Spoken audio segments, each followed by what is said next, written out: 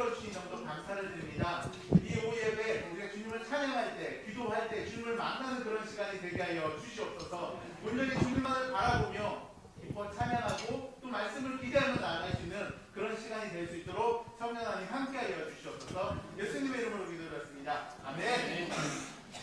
같이 찬양하시겠습니다. 괴로울 때 주님의 얼굴 보라. 먼저 큰 목소리로 함께 찬양하시겠습니다.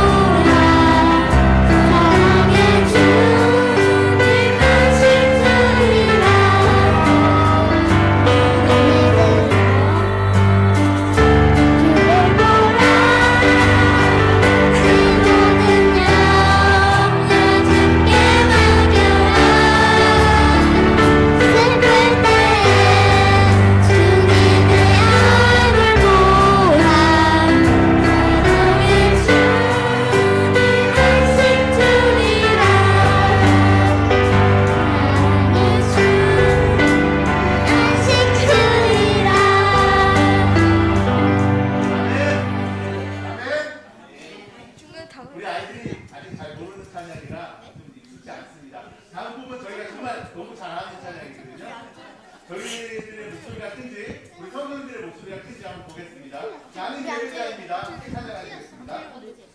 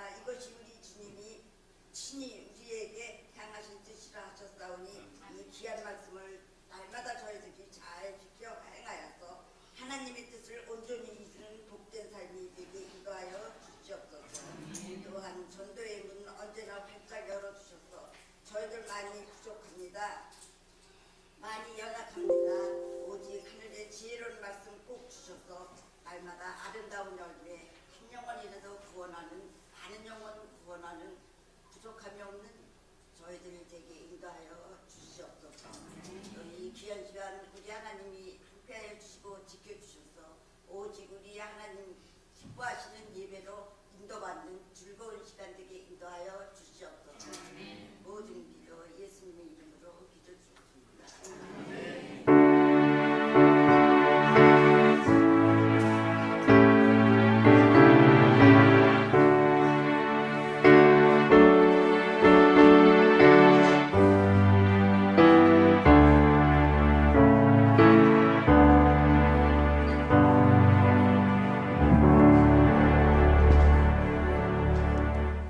하나님 감사합니다. 오늘 주님의 말씀을 듣기 원합니다. 우리의 상황이 다르고 우리가 처한 환경이 다르고 우리가 해결해야 할 문제가 다르지만 하나님 우리 각자에게 말씀하여 주시고 하나님의 뜻을 따라 순종할 수 있는 믿음의 용기를 회복하는 시간이 되게 하여 주시옵소서. 하나님 우리가 가난한 심령으로 주님을 바라봅니다. 우리를 만나 주시고 하나님 이 시간 우리에게 찾아와 주시고 우리를 회복시켜 주시고 우리를 치료하여 주시옵소서. 예수님 이름으로 기도했습니다. 아멘. 오늘 함께 말씀 같이 살펴보도록 하겠습니다. 요한복음 12장 24절입니다. 제가 가지고 있는 성경 신약성경 167페이지입니다. 요한복음 12장 24절입니다.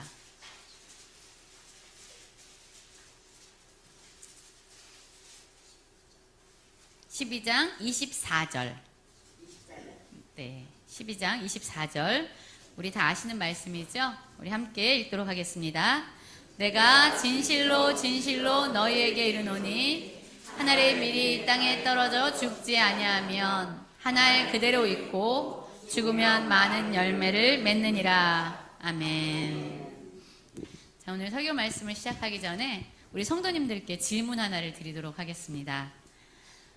만약 오늘 하나님이 우리를 부르신다면, 오늘 이 날이 우리의 마지막이라면, 이 세상에서의 삶의 끝이라면, 여러분의 묘비에 무엇을 기록하기 원하십니까?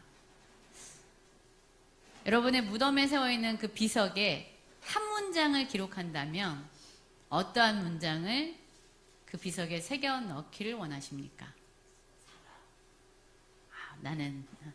나는 사랑하다가 이 세상의 삶을 마쳤다, 이렇게 기록하고 싶으시죠? 또 이런 생각 많이 안 해본 지금에도 많은 사람들의 마음에 불꽃을 일으키고 또한 선교에 헌신하도록 도전하는 문구가 되었습니다.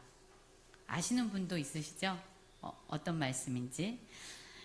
자, 이 선교사님의 이름은 캔드릭이에요. 캔드릭.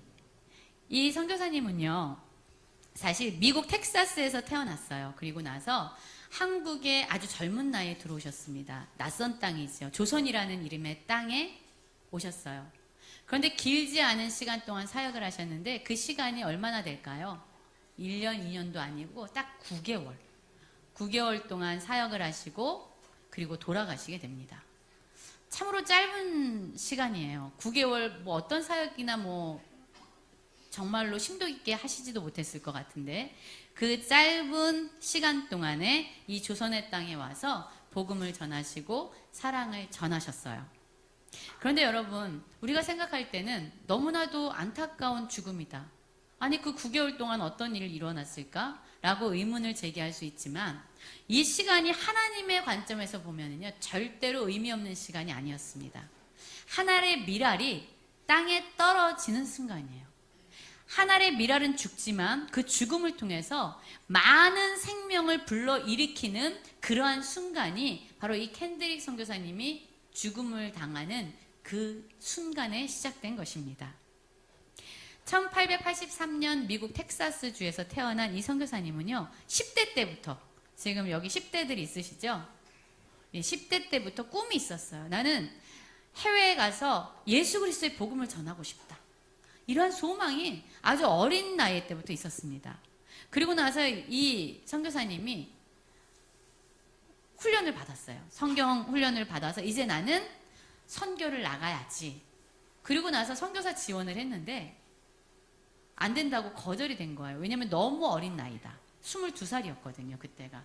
너무 어린 나이다. 그래서 당신을 선교사로 보낼 수 없습니다. 라고 온 거예요. 그만뒀을까요? 포기했을까요?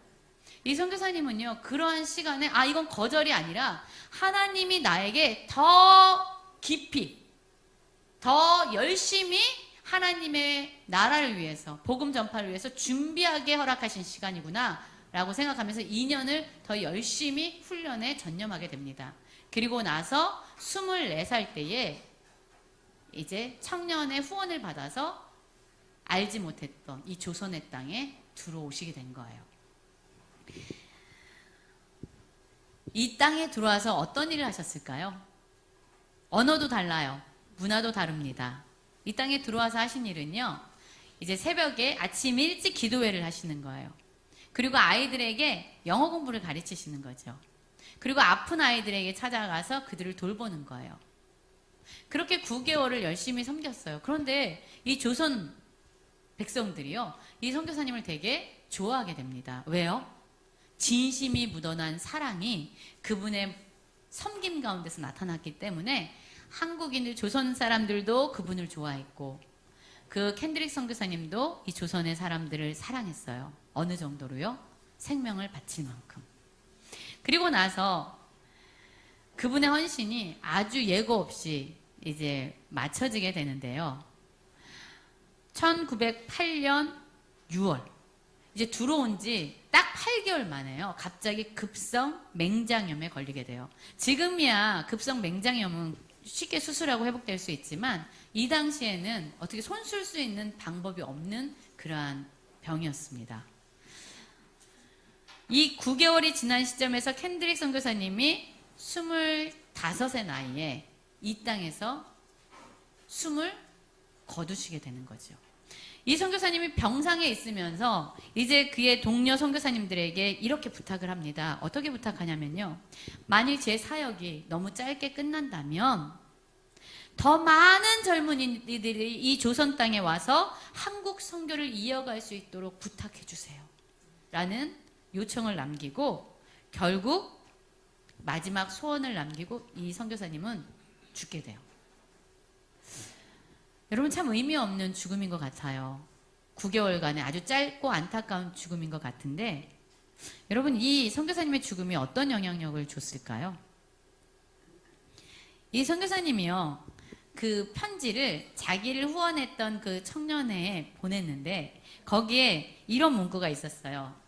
영어, 미국 분이니까 If I had 1,000 lives to give, Korean should have them all. 이렇게 적어놨어요. 이게 무슨 뜻이냐면, 만일 내게 줄 수 있는 1,000개의 생명이 있다면 모두 한국을 위해 바치겠습니다. 이러한 문구였어요. 이 문구를 남기고 이 선교사님이 돌아가셨죠. 그래서 이 선교사님의 묘비에 남아있는 문구는 바로 이것이었어요. 만일 내게 줄 수 있는 1,000개의 생명이 있다면 그 모든 것을 다 조선에게, 한국 사람들에게 바치겠습니다 라는 묘비에 이 글이 적혀 있어요. 여러분, 이 글을 텍사스에 있었던 그 청년들이 읽고 어떻게 됐을까요? 마음에 불이 붙기 시작한 거예요. 캔드릭 선교사님의 죽음이 많은 청년들의 죽어있는 마음에, 무감각한 마음에 불꽃이 돼서 그들의 심령을 태우기 시작했습니다. 그래서 이 캔드릭 선교사님의 죽음은 결국 어떤 일을 일으키냐면, 많은 청년들을 불러 일으켜서 한국에 예수 그리스도의 복음을 심는 그 발자취로 들어오도록 많은 사람들을 도전한 거예요. 여러분, 한 사람의 죽음이 많은 사람들을 살리는 씨앗이 된 거죠. 이 캔드릭 선교사님의 이 묘비에 지금도 예비 선교사님들이 많이 찾아가요. 찾아가서 그 묘비에 써있는 문구를 읽지요. 만일 1,000개의 생명이 내게 있다면 나는 그 모든 것을 한국을 위해서 바치겠습니다 라는 문구를 읽은 다음에 다시금 다짐하고 해외로 복음이 필요한 곳으로 나아가는 그러한 발판이 되고 있습니다. 이 캔드릭 선교사님의 삶이 도전을 주는 것은 바로 이 선교사님의 삶이 예수 그리스도의 삶을 닮아있기 때문이죠. 예수님은 이 땅에 사람의 몸으로 오셨습니다. 사실 예수님이 이 땅에 오신 것부터 하늘의 미랄이 된 거예요. 가장 깊이 있는 곳으로. 그분은 이 땅에 미랄로 심겨 십자가에 달려 죽으셨죠. 여러분, 그 생명이 그냥 죽었다면 의미가 없는 것이지만 예수님은 그 죽음을 통해서 다시 무덤의 문을 여시고 3일 만에 다시 부활하셨어요. 그래서 우리에게 영원한 생명을 주신 거죠. 하늘의 미랄이 되어서 땅에 떨어져 죽었을 때 그 죽음은 의미 없는 죽음이 아니라 오히려 다른 사람들의 생명을 살리는 놀라운 생명의 힘으로 살아난 것입니다. 켄드릭 선교사님 역시 이러한 길을 걸어가신 거예요. 그분의 생명이 의미 없이 떨어진 것이 아니라 그분의 죽음을 통해서 오히려 많은 사람들을 살리는 생명이 불꽃이 되었던 겁니다. 여러분, 어떤 꿈을 가지고 계십니까? 여러분의 묘비에 어떠한 문장이, 어떠한 문구가 새겨지길 원하십니까? 제가 좋아하는 시 중에 하나, 우리 성도님들도 아실 텐데, 조동아 시인의 나 하나 꽃 피어 시를 읽어드릴게요. 나 하나 꽃 피어 풀밭이 달라지겠냐고 말하지 말아라. 내가 꽃 피고 나도 꽃 피면 결국 풀밭이 온통 꽃밭이 되는 것 아니겠냐. 나 하나 물들어 산이 달라지겠냐고도 말하지 말아라. 내가 물들고 너도 물들면 결국 온 산이 활활 타오르는 것 아니겠냐. 여러분, 나 하나가 이렇게 짧은 이 기간의 사역이, 나 하나의 섬김이, 나 하나의 사랑이, 나 하나의 기도가 어떤 변화를 일으키겠어?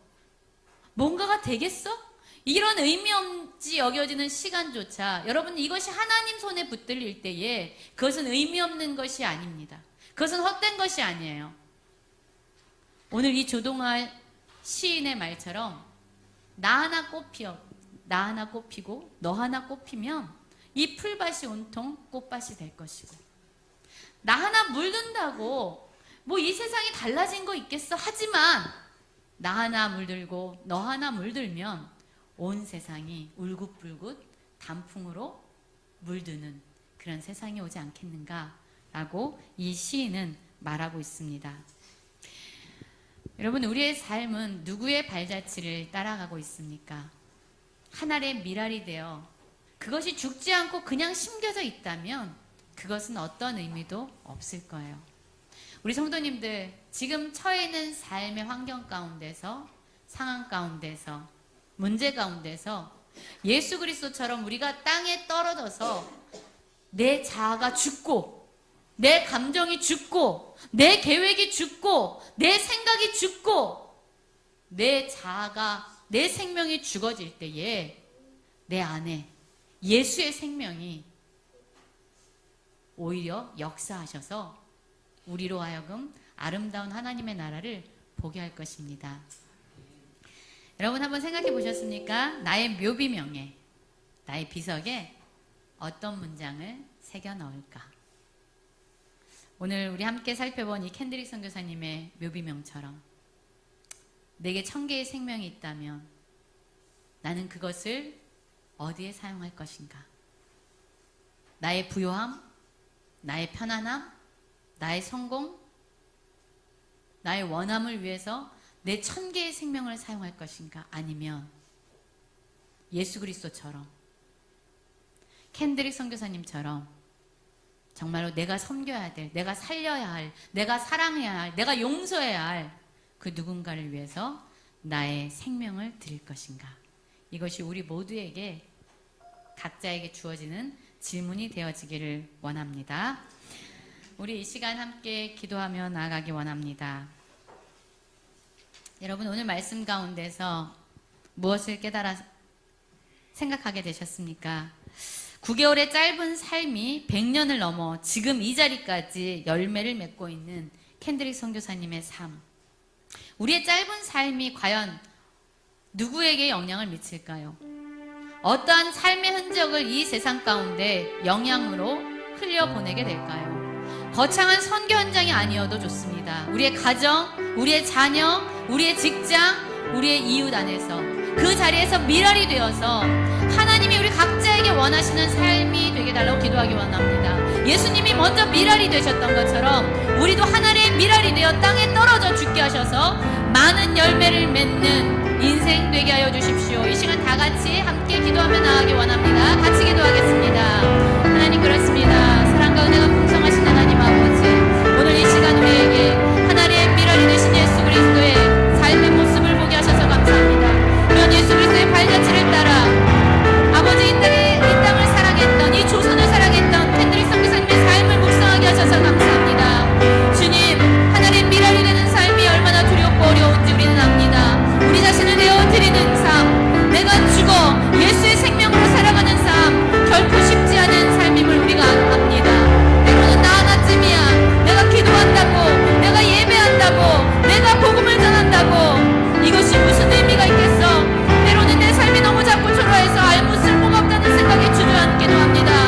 그러나 아버지여, 하나님의 미랄이 떨어져 죽게 하시고 많은 열매를 맺게 하여 주시옵소서. 캔드릭 선교사님의 9개월의 삶이 100년을 넘어 열매를 맺어가듯이 아버지, 우리가 각자가 자리에서 드리는 작은 헌신과 작은 아버지 기도와 작은 섬김이 주님의 손 안에서 결코 작지 않음을 믿게 하셔서 하나님, 우리가 예수 그리스도와 같이 우리가 있는 자리에서 하나님의 미랄이 되게 하여 주시옵소서. 하나님의 미랄로도 수천 개의 열매를 맺게 하신 주님, 우리 안에서 역사하여 주시옵소서. 주님 감사합니다. 주님 감사합니다. 하나님 감사합니다. 하나님의 미랄이 되어 우리를 위해서 생명을 내어주신 예수 그리스도, 그 사랑을 알게 하셔서 감사합니다. 또한 예수 그리스도의 발자취를 따라 이 조선 땅을 사랑했던 캔드릭 선교사님의 삶을 함께 묵상하게 하셔서 감사합니다. 내 생명이 죽고 내 계획이 내려놓아지고 내 감정이 죽고 내 의지를 내려놓는 것, 주님, 결코 쉽지 않고 어려운 일임을 우리는 압니다. 그러나 예수 그리스도가 가신 그 길을 우리도 가기 원합니다. 나 하나쯤이야, 내가 기도한다고, 내가 예배한다고, 내가 전도한다고 뭐 변화가 있겠어? 때로는 우리의 삶이 너무 작고 초라해서 아무 쓸모가 없다는 생각에 주저앉고 싶을 때도 있습니다. 그러나 하나님의 미랄이 떨어져 죽으면 많은 열매를 맺는다고 말씀하신 주님, 캔드릭 선교사님의 9개월의 짧은 삶이 100년을 넘어 지금까지 열매를 맺고 있듯이 우리 성도님들 각자의 자리에서 주님께 드린 작은 헌신, 작은 기도, 작은 섬김, 작은 용서가 결코 작지 않음을 이 시간 선포합니다. 주님, 우리 가운데서 일하여 주시옵소서. 우리 각자가 가정에서, 직장에서, 이웃 안에서 우리 자녀들에게 그 자리가 바로 미랄을 심는 거룩한 현장이 되게 하여 주시고, 우리가 미랄이 되어 썩어져 죽게 하심으로 우리 안에 생명이 되신 예수 그리스도께서 친히 역사하셔서 놀라운 열매를 맺게 하여 주시옵소서. 두려움 속에서도 한 걸음씩 내딛는 믿음의 발걸음을 축복하여 주시옵소서. 이 모든 기도 죽음을 이기시고 부활하신 예수 그리스도의 이름으로 기도드립니다. 아멘. 시간.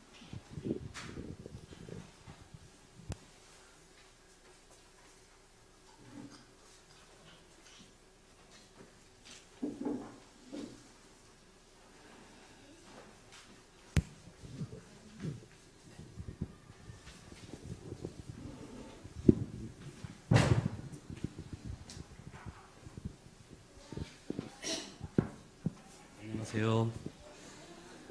이 시간은 우리 선교지 탐방과 전도여행을 다녀오신 느낀 점과 감상문을 발표하는 시간을 시작하겠습니다. 남전도회가 먼저 시작하겠습니다. 우리 권사님하고 집사님 나오시기 바랍니다.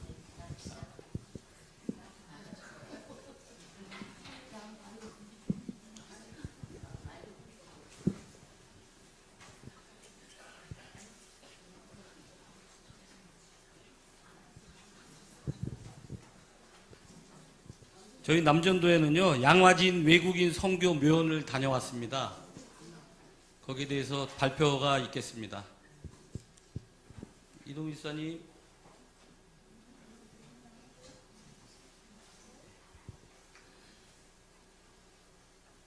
안녕하십니까. 양문교회 성도님 여러분.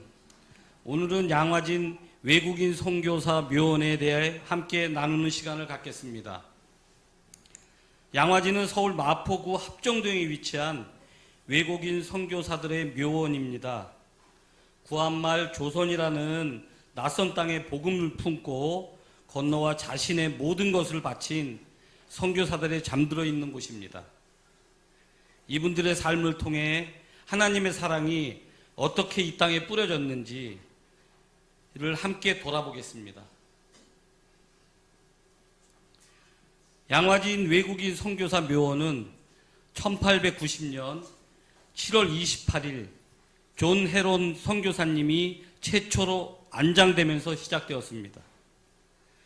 현재 묘원의 면적은 13,224제곱미터이며 15개국 출신 417명이 안장되어 있습니다. 이 중 선교사와 그 가족이 145명입니다. 교단별 보면 장로교 54명, 감리교 49명, 구세군 15명, 성공회 8명 등으로 다양한 교단의 선교사들이 한마음으로 이 땅을 섬겨왔음을 알 수 있습니다.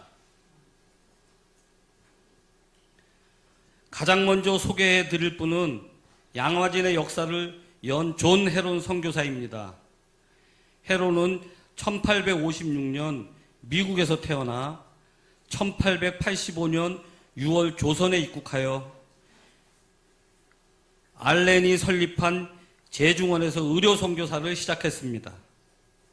1887년에는 제중원 2대 원장으로 부임하여 서울뿐 아니라 지방까지 순회하며 환자들을 돌보았습니다. 1888년에는 고종으로부터 종 2품 가섬대부 벼슬을 받을 정도로 신임이 두터웠습니다. 그러나 자신의 건강은 돌보지 않았습니다. 1890년 7월 이질에 감염되어 34세의 나이로 순직하셨습니다. 헤론의 장례를 위해 바로 이곳 양화진 외국인 선교사 묘원의 역사가 시작된 것입니다. 다음은 한국 개신교 선교회의 서막을 연 호러스 그랜트 언더우드 선교사입니다. 1885년 부활주일 아펜젤로와 함께 인천 제물포에 도착했습니다.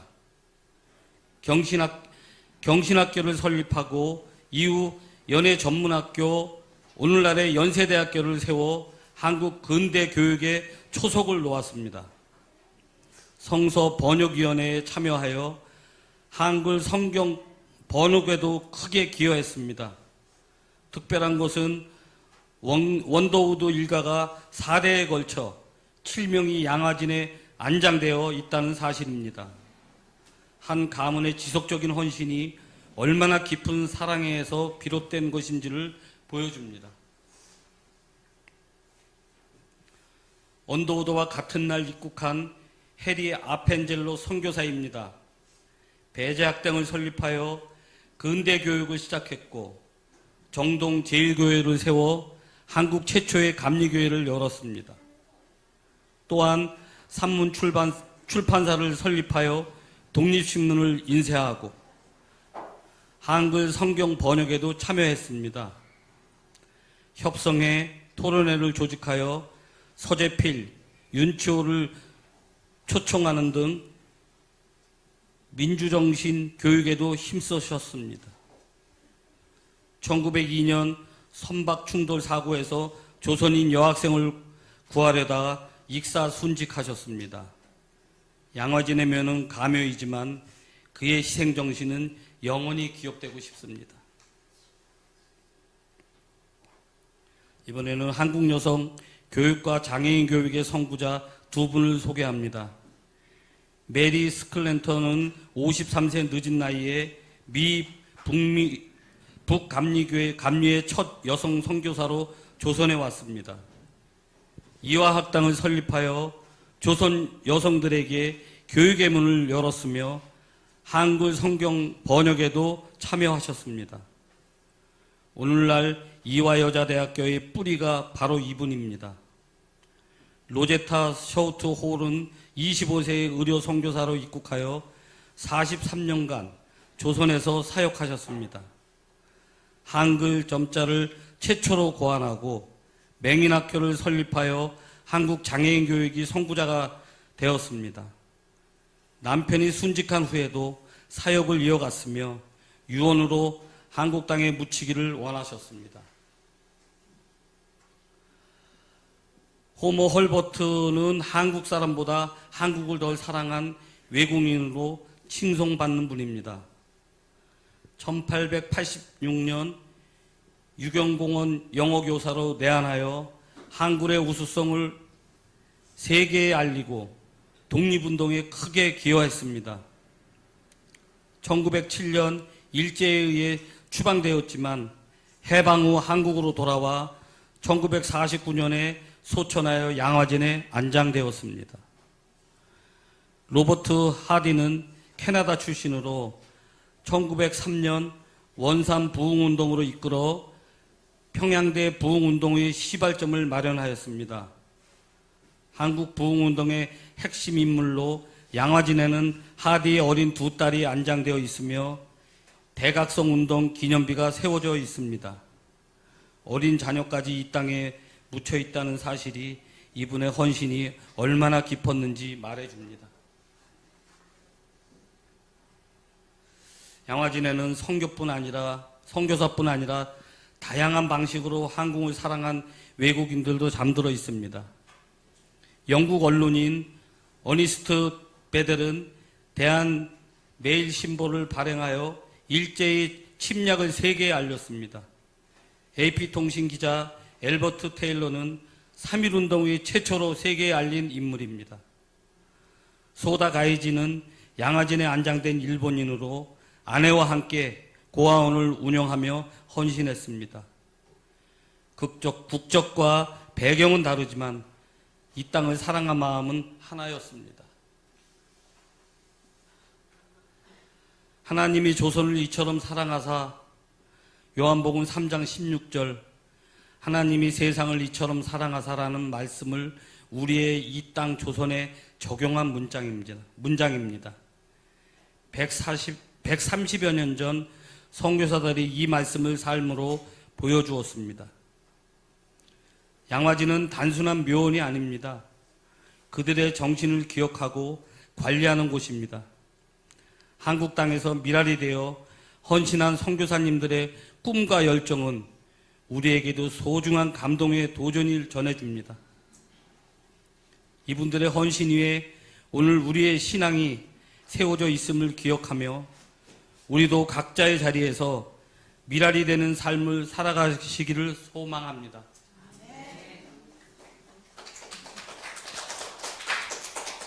오늘 소개해드린 선교사님들 대부분 대단한 분들이십니다. 그런데 한 가지 질문이 떠오릅니다. 이분들의 뒤에는 또 얼마나 많은 사람들이 기도했을까요? 선교사를 파송한 교회, 후원금을 보낸 성도들, 매일 무릎 꿇고 조선을 위해 기도한 이름 모를 사람들, 그 기도와 후원이 이 땅에 복음의 씨앗을 뿌렸고 그 열매가 오늘 대한민국의 교회가 세워진 것입니다. 그렇다면 지금 우리는 무엇을 할 수 있을까요? 사실 양화신을 다녀오기 전에는 몰랐습니다. 우리의 작은 기도가 얼마나 큰 변화를 가져올 수 있는지. 그런데 이제 우리는 믿습니다.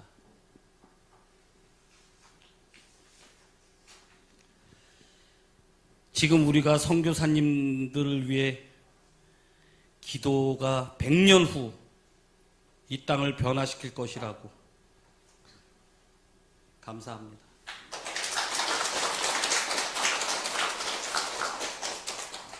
다음은 양화진 다녀오신 다른 한 팀 나오셔서 또 감상문 전해드리겠습니다.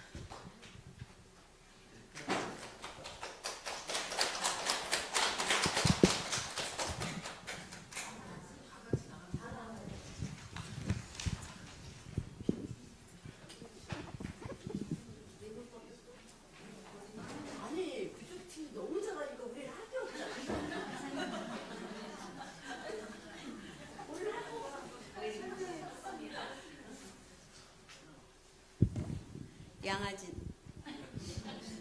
양아진 다녀온 이 팀입니다. 우리 PTP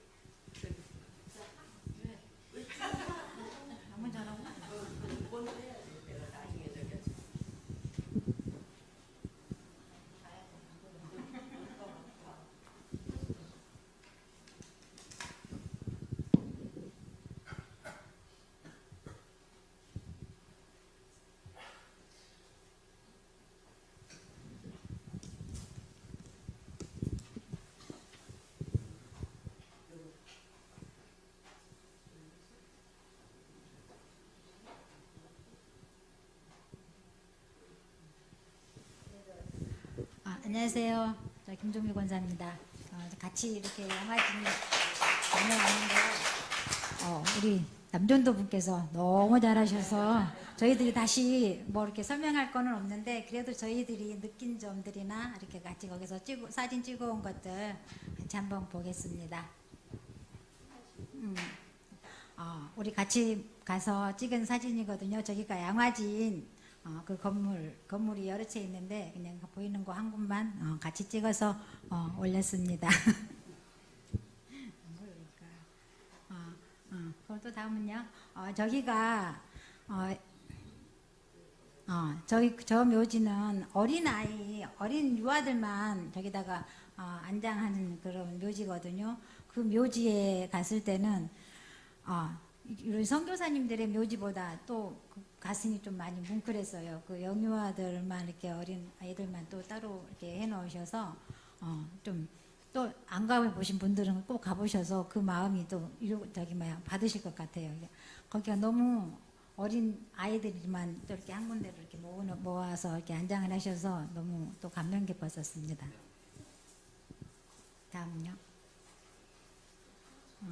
여기는 이제 선교지 올라가는 계단이거든요. 같이 이제 거기로 올라가야 이제 묘지가 이렇게 있어요. 선교사님들 묘지. 또 다음요.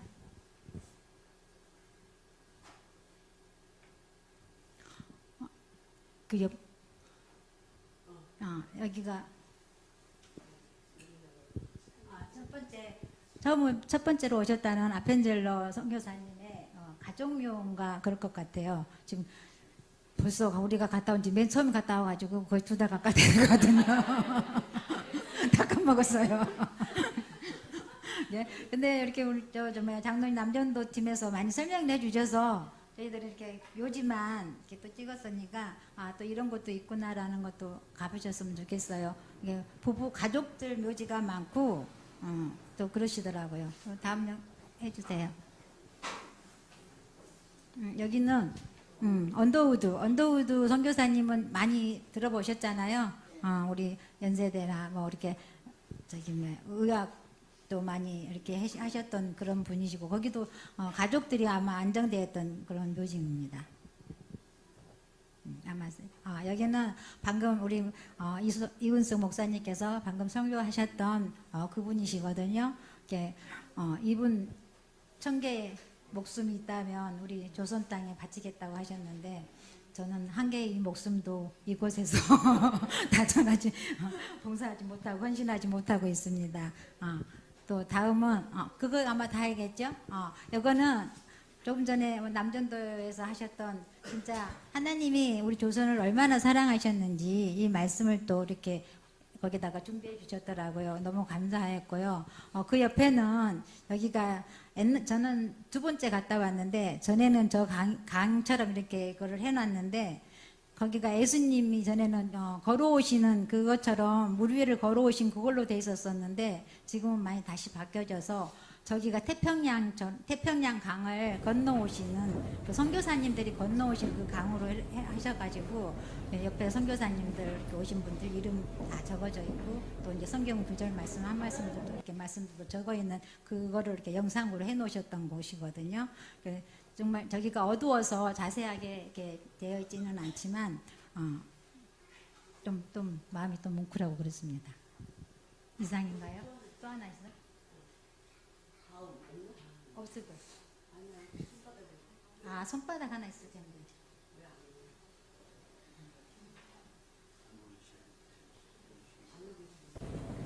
없어요?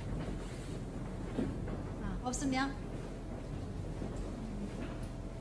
거기 가면 이제 옛날 같이 많이 발전 저기를 좋게 해나가시고 우리 갖는 그날은 이렇게 같이 오신 분들이 많지가 않았어요. 다른 데서. 그래서 우리하고 또 다른 이렇게 작은 청년들도 곳이 있는데 4명이서 동그랗게 이렇게 쓰시면 이렇게 손에 말씀을 받을 수 있는 그런 거를 해놓으셨더라고요. 이렇게 남전도 분께서는 그날 너무 인원이 많아가지고 못했다고 그러더라고요.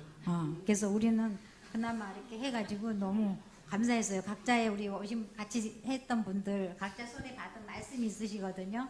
그 말씀대로 저희들이 행할 수 있는 저희들 됐으면 좋겠습니다.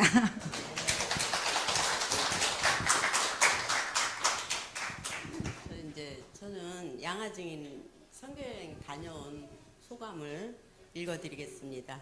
우리가 제자훈련이 끝내고 선교여행을 간다고 해서 기대를 많이 했는데 양화진이었다. 한번 갔다 온 곳 다시 가니 새롭고 전보다 변화된 모습이었다.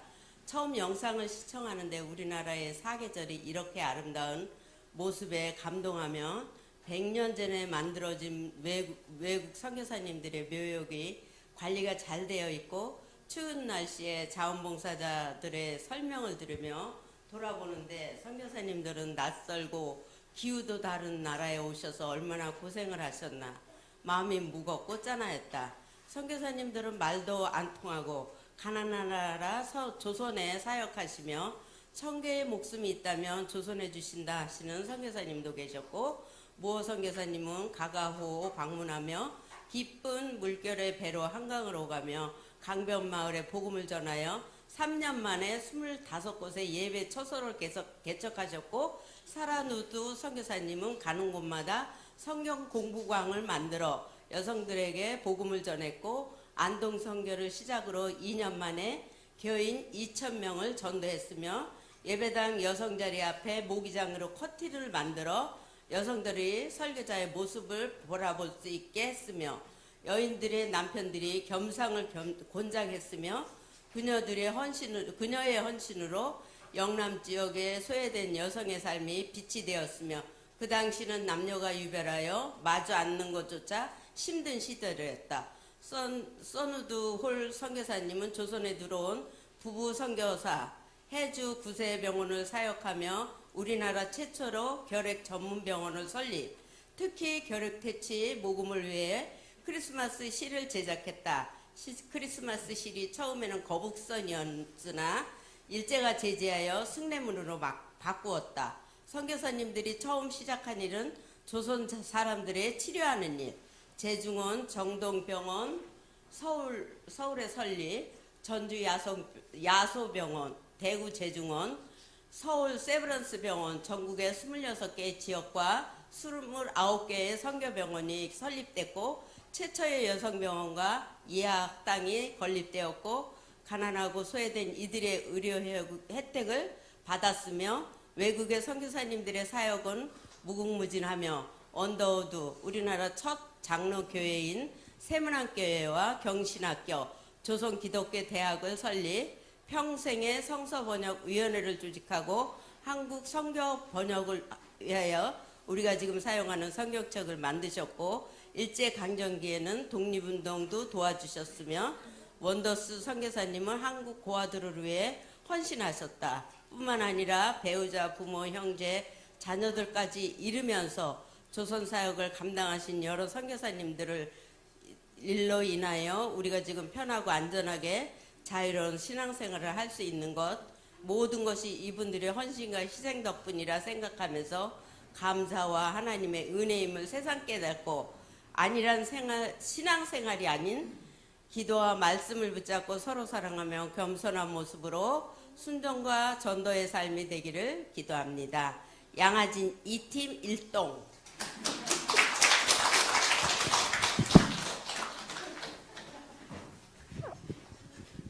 감사합니다. 다음은 영월 새축복교회에 다녀오신 팀 발표가 있겠습니다.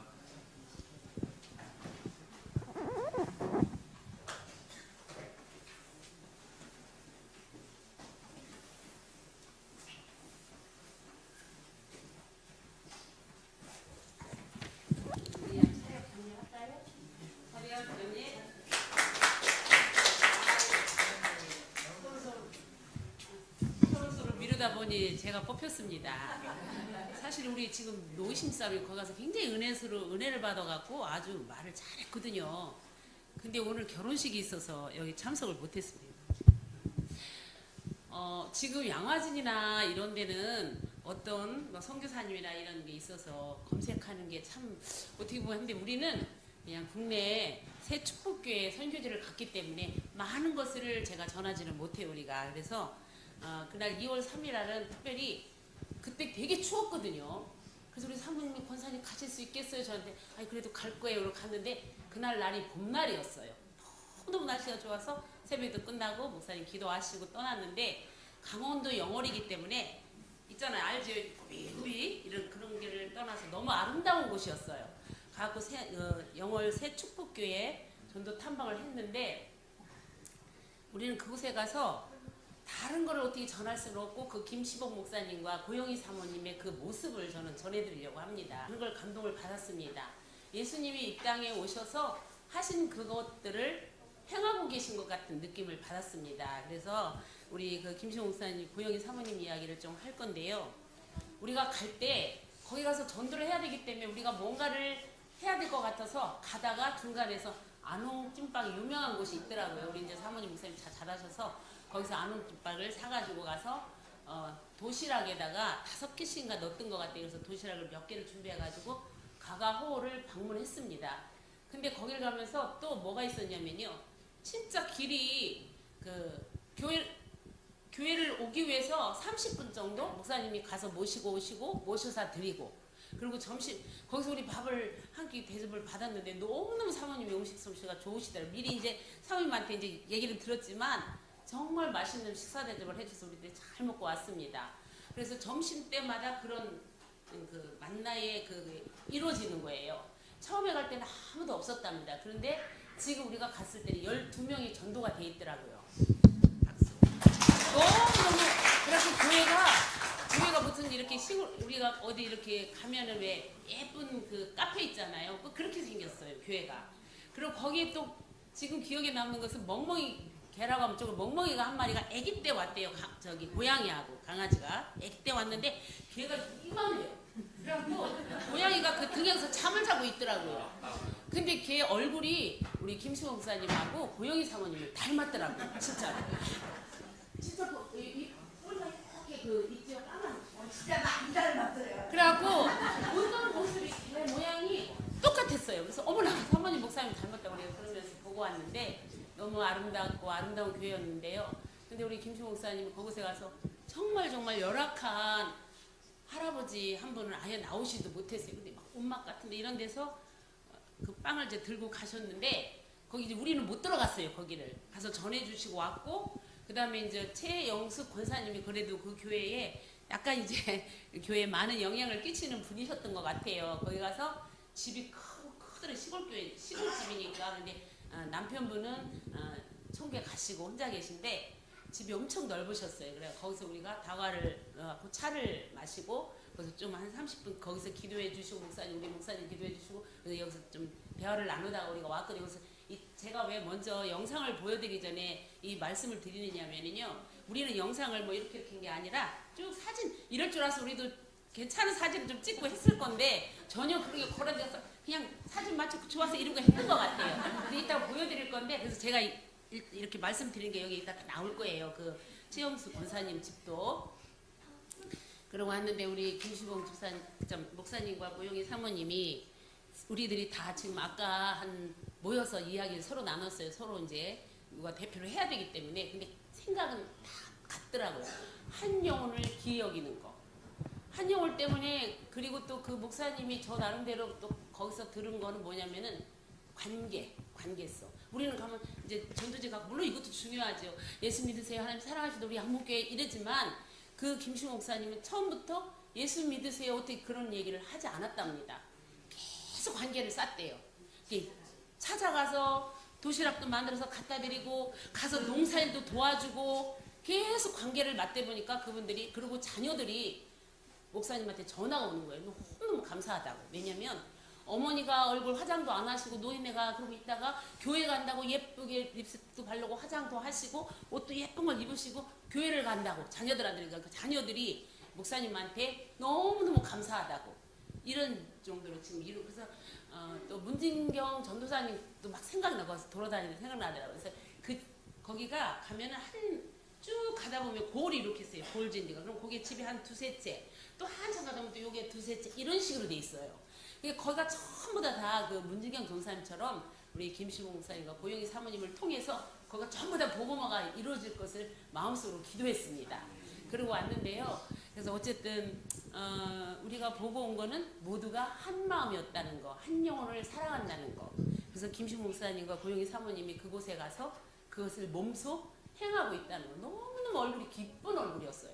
그게 너무 좋으시대요. 자기는 어른들 하는 게 참 좋고 그게 기쁨이니까. 그 사명감 있으면 물론 가서 하시겠지만 그 모습을 보고 우리들이 진짜 감동을 받았습니다. 그래서 우리도 일단 예수 믿으세요 이거보다는 물론 예수 믿으셔서 해야 되죠. 그렇지만 관계성, 1대1이 관계성을 갖고 자꾸 우리가 공을 들여야지만이 전도가 될 것 같다는 그거를 많이 느꼈습니다. 다들 그런 마음이셨죠? 네. 네. 이 김시봉 목사님이 친히 말씀하신 게 말로만 예수 믿으세요. 그럼 절대로 구원을 못한대요. 오직 친히 찾아가서 같이 대화를 하면서 그렇게 해서 한 영혼 한 영혼 구원하셨다고 해요. 그래서 우리 성도님들 모두도 진짜 말로만 그렇게 하는 것이 아니고 행위로 진짜 해서 많은 영혼 구원하는 그러한 우리 성도님들 다 되시기 바랍니다. 이제 이걸 보여드릴 건데요. 한번 보세요. 제가 얘기한 게 쭈루룩 나올 거예요. 우리는 뭐 어디 이렇게 뭐 몇 년도 이건 없습니다. 아니 이거 보고 가야지. 그럴까요? 우리가 자리에 들어가서 볼까요? 그래요? 여기.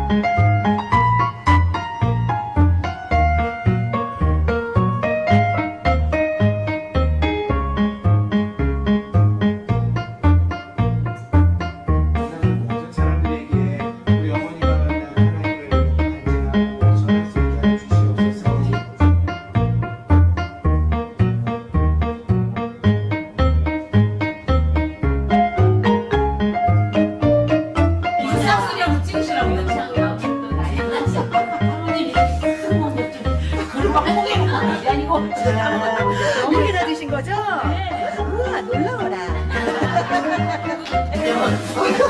그러셨어요? 자랑하셔가지고 기대를 했어. 진짜. 아이고 맛있게. 여름에 꼭 먹게요. 네. 안녕히 가세요. 네. 안녕하세요.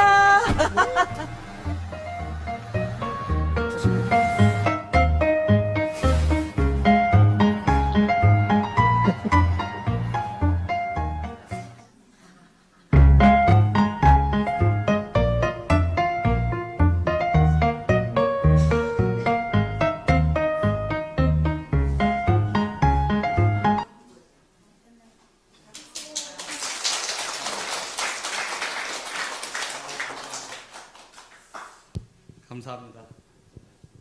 다음은 강화성당과 강화박물관을 다녀오신 팀 나오셔서 발표가 있겠습니다.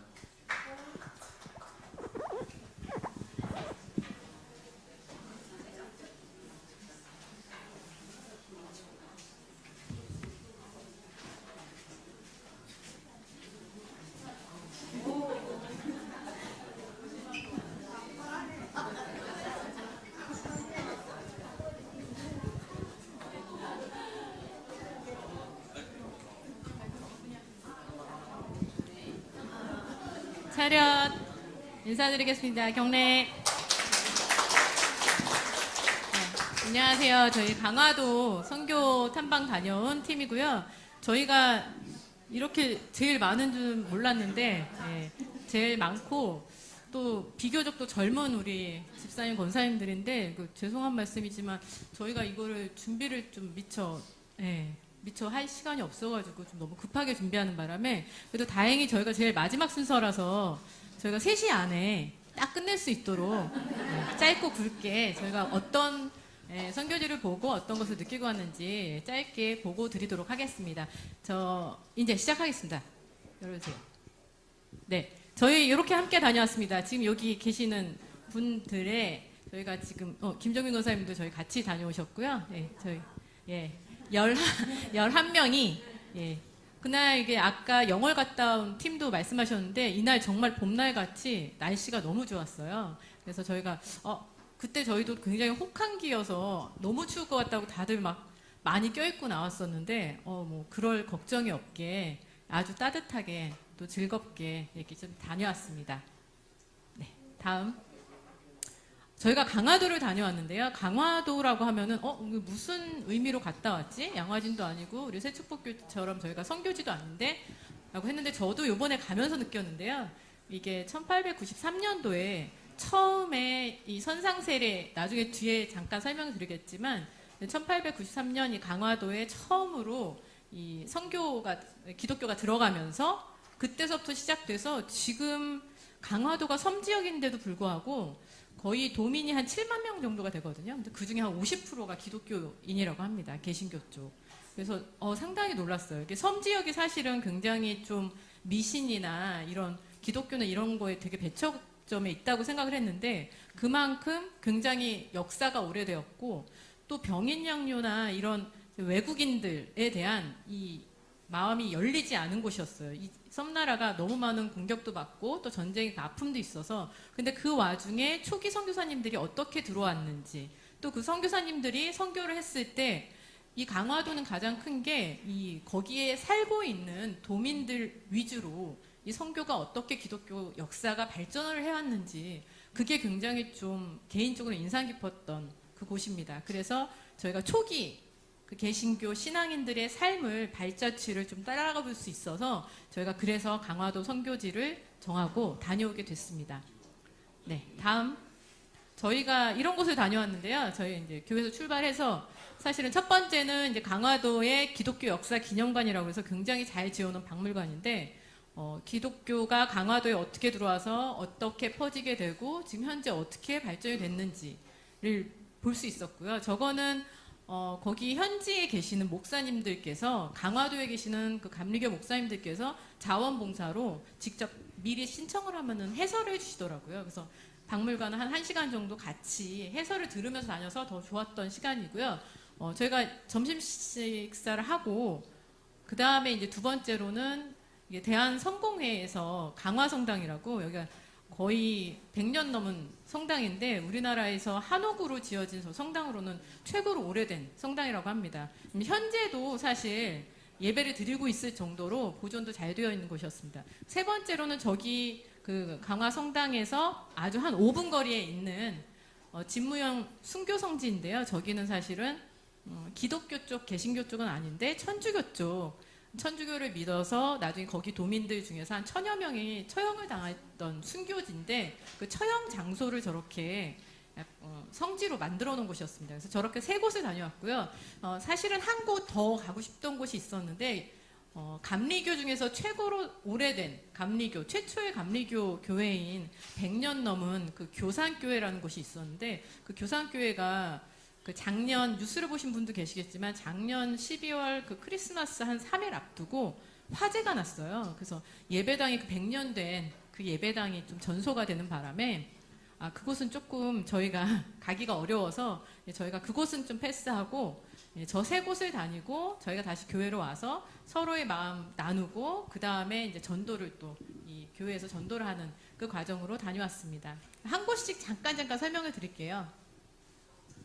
네, 지금 저희 뒤에 보이는 게 저희가 지금 강화도 기독교 역사기념관인데 저쪽에 두 번째 사진을 보시면 저 뒤에 사진이 잘 안 보이실 거예요. 저게 저희가 존스 선교사님이라는 그 선교사님께서 초기 선교사님께서 이승환이라는 그 도민 최초의 어떻게 보면은 강화도의 최초의 교인인데 그 이승환 성도님의 어머님을 이 배 위에서 이게 세례를 주는 거예요. 첫 세례예요. 그 강화도 도민 중에서. 그래서 그 선상 세례 그 배 위에서의 선상 세례 받는 그 모습을 조금 이제 눈으로 형상화할 수 있도록 저렇게 기독교 역사기념관 앞에 만들어놨더라고요. 그래서 저희가 거기서 단체 사진을 찍었는데 저 1893년도 저 장면일 거예요. 근데 저게 저 존스 선교사님이 어떤 분이시냐면은 아까 여러분들이 양화진에서 발표하셨던 아펜젤러 선교사님께서 처음 1885년도인가요? 인천에 처음 내렸을 때 그때 인천 내리교회를 세우셨는데 그 인천 내리교회 아펜젤러 선교사님 다음으로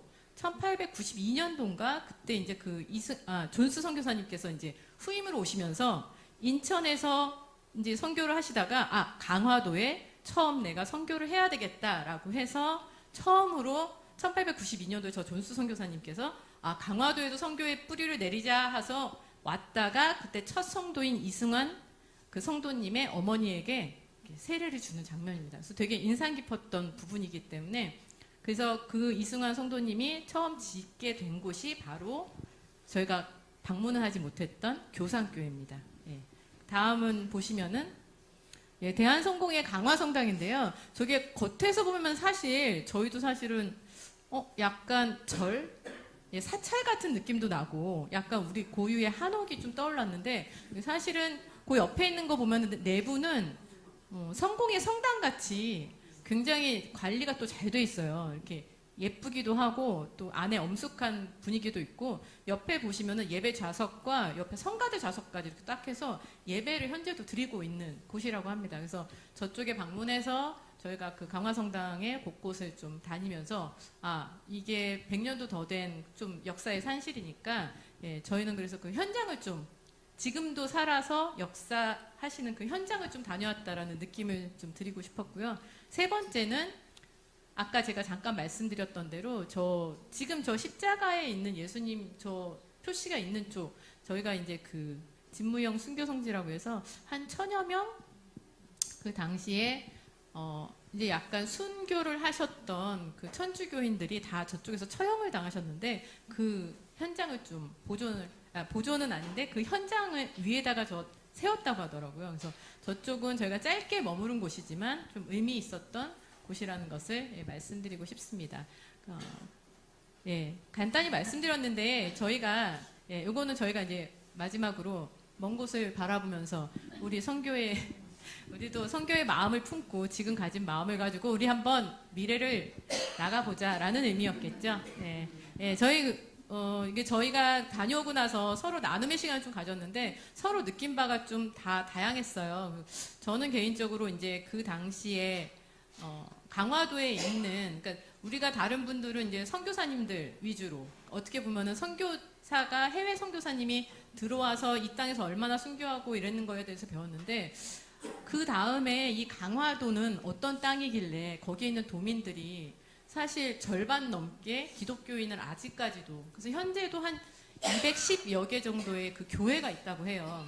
어떻게 보면은 저 상상했던 것보다 훨씬 더 많은 사람들이 기독교가 뿌리 내려져 있는 굉장히 성령으로 가득한 땅이었거든요. 그래서 그 강화도의 그 믿음의 선교 또 믿음의 우리의 성도 그런 선배들의 발자취를 보면서 굉장히 좀 저희도 느낀 바가 되게 많았습니다. 아, 우리도 그분들이 사실은 그 삶의 현장에서 전부 다 저희처럼 일반 성도지만 선교사가 아니고 목회자가 아니었지만 일반 성도인 저희와 똑같은 일반 성도지만 순교를 하고 또 직접 자신의 곳간을 열어서 없는 사람들에게 말씀을 직접 실천하기 위해서 자신의 곳간을 열고 다 빛을 탕감해 준다라든지 이런 정말 믿음의 실천을 보여준 그 선배들의 그 이야기를 들을 수 있어서 굉장히 뜻깊은 시간이었고요. 그래서 저희가 지금 다 얘기를 하고 싶으실 텐데 저희가 이제 시간상 딱 두 분만 다녀온 소감을 짧게 한번 들어보도록 하겠습니다. 정말 대단한 곳에 다녀온 것 같아서 너무 정말 뿌듯했고요. 지금 생각해 보니까 이거는 다 똑같으실 때 정말 맛있는 밥을 먹었습니다. 그리고 제가 여기서 권사님들이나 장로님이나 아니 우리 성도님께서 정말 은혜 깊은 말씀 많이 해주셔가지고요. 저렇게 저도 어떤 믿음의 이런 선교나 아니면 이런 탐방을 다니면서 본받아야 되겠다 뭐 이런 생각을 많이 했던 것 같습니다. 그리고 지금 간단히 그냥 제가 생각해 본 건데 정말 하나님께서는 한 영혼이 천하보다 귀하다고 하셨잖아요. 그래서 저도 그 이후에 우리가 선교 탐방 갔다 와서 전도지를 돌리면서 그 생각으로 조금이나마 하나님의 말씀에 따라서 살아야겠다는 생각을 했습니다. 감사합니다.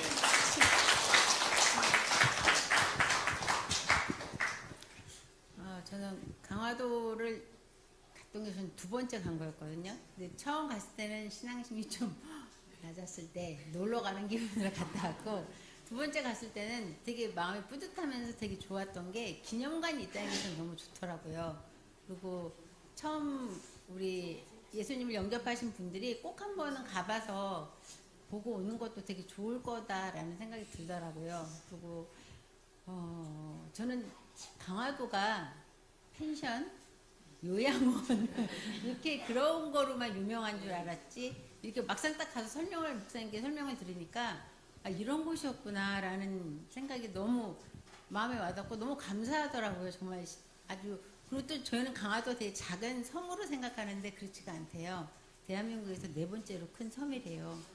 그러다 보니까 너무 새로운 걸 많이 알았던 것 같고 저희는 가족하고도 다시 한번 가서 보고 싶다라는 생각이 듣고 또 아직 우리 사회 같은 경우는 아직 기독교가 아니라서 그냥 놀러 가자 하면서 가서 이렇게 설명을 듣는 것도 되게 좋을 것 같아서 누구나 한 번씩은 한 번쯤 다녀오시는 게 참 좋을 것 같다라는 생각이 들었고 저는 우리 양문교회가 기념관 같은 그런 교회처럼 그런 기념관처럼 오랜 역사를 품어서 우리 이 신월동에서뿐만 아니라 다른 지역에서도 우리 양문교회를 이런 교회가 있었구나라는 그런 교회가 됐으면 하는 또 작은 소망이 생겼습니다. 감사합니다.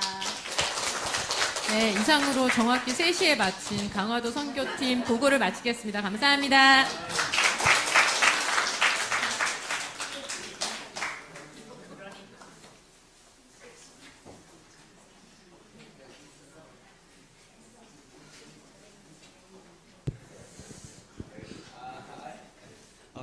저는 좀 너무 감명을 받았는데 성도님들은 어떠셨는지 궁금합니다. 어떠셨어요?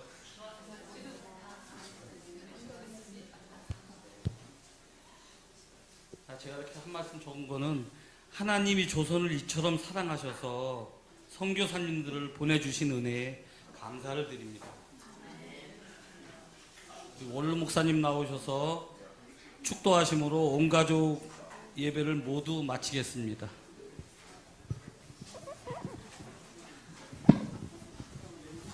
기도하겠습니다. 하나님, 은혜와 사랑을 감사합니다.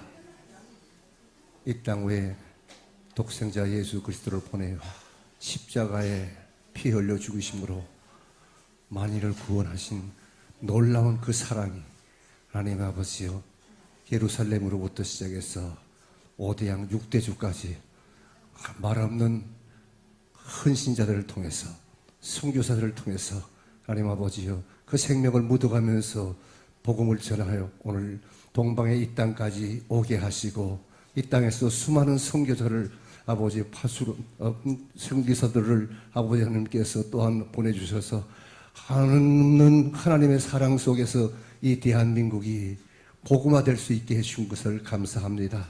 이를 위해서 수많은 영혼들이 아버지 하나님이여 희생하고 헌신했습니다만, 그 결과 우리가 그 은혜에 감사하는 마음으로 구원받아 하나님 자녀 됐습니다.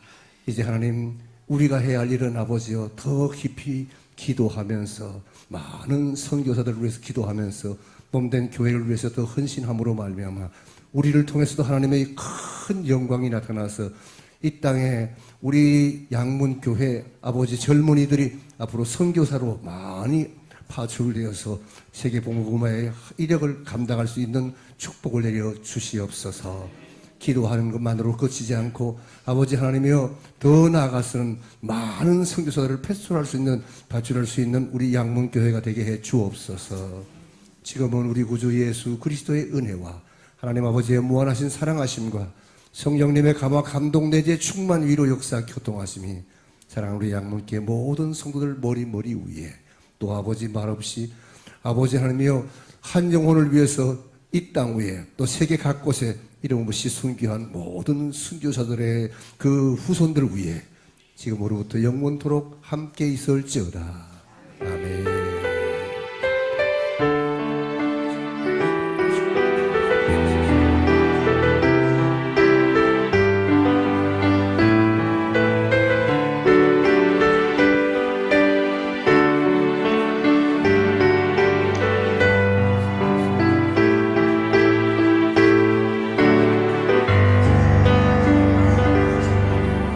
하나님께 영광의 박수 한번 드리겠습니다. 할렐루야.